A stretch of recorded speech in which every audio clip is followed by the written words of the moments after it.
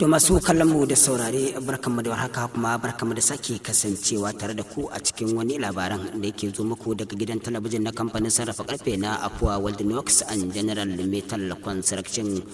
Ta cikin labaran namu dai za ku ji cewa muna nan dauke da labarai kala-kala daga da aikan da suke tafiya a cikin kamfani, musamman aikan girgire-girgire da ake fito da su sababbi. A kana za mu tsallaka ayyukan da wannan kamfani yake gudanarwa a waje domin muku tariyar baya da kawo muku sababbin ayyuka daban-daban da wannan kamfani yake gudanarwa a sassan Najeriya.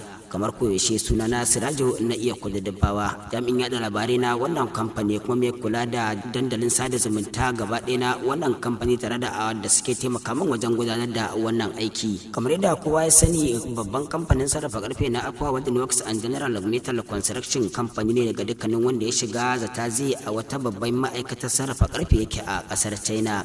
Biyo bayan yadda zai je tare injina daban-daban waɗanda aka siyo daga China da kuma wato injinan da shugaban wannan kamfani ya kirkira, kuma duka suna nan suna gudanar da ayyukansu.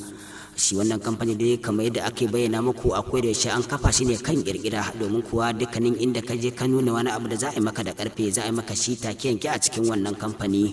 Kuma ko ayo ka shiga wannan kamfani gobe ka sake shiga za ka ga ayyuka kala-kala da aka kirkiro su bisa yi wa dukkanin wani kwastoma da ya nema a yi masa, domin kuwa a kullum in ka shiga za ka ga sababbin ayyuka kala-kala, kamar yadda shugaban wannan kamfani yake faɗa cewa yana da ruwa da tsaki da dukkanin wani karfe da ya kawo za a yi masa wani aiki na musamman.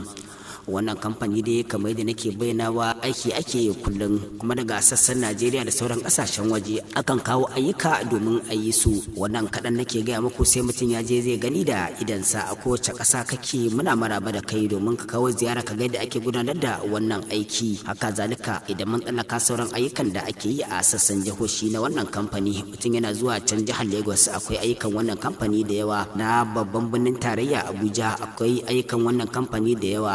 Sannan kansa a nan mun da jihar Kano akwai ayyukan wannan kamfani ba za su kirgu ba, amma kaɗan daga cikinsu su ne kusan ayyuka a makarantar Sa'adatu Rimi da jami'ar Bayero da jami'ar Yusuf Mai Tamasile, kana uwa uba a haka zalika a kamfanin mai na ƙasa na NNPC wanda yake a jihar Kano, wanda reshensa yake a unguwar Hotoro. Akwai ayyukan wannan kamfani kamar yadda ake gani. Haka zalika an mun tsallaka can Obajana, madatsar ruwan nan inda shahararren attajirin mai kuɗin nan wato na nahiyar Afirka da Aliko Dangote yake yin siminti. Wannan kamfanin tun a shekarun baya dai madatsar ruwa na wannan kamfanin sarrafa karfe na Afua World Works and General Metal Construction ne aikin saka fayil din.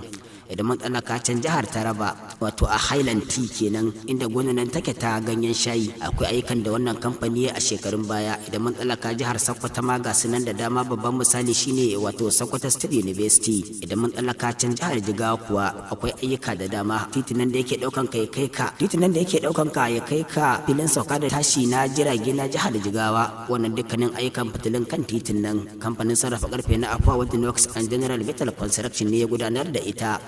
Haka zalika akwai sauran ayyukan wannan kamfani a sassan Najeriya da suka haɗa da arewa maso yamma, arewa maso gabas, Najeriya ta tsakiya, kudu maso kudu da kuma kudu maso gabashin Najeriya. Akwai ayyukan wannan kamfani wanda za mu ci gaba da zaƙulo muku su kala-kala. Duka-duka ƙarshen labaran namu kenan.